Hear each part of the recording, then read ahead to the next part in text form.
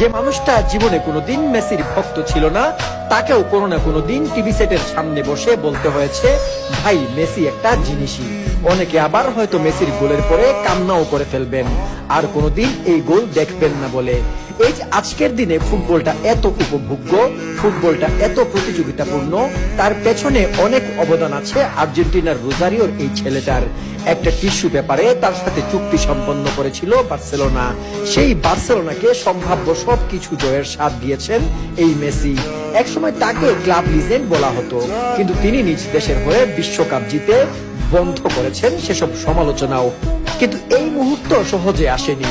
একসময় আর্জেন্টিনার মানুষই তাকে ঘৃণা করেছিল, তার জার্সি পুড়িয়ে ফেলেছিল। সারা বিশ্বের কাছে তিনি হয়ে গিয়েছিলেন ট্রোলের পাত্র।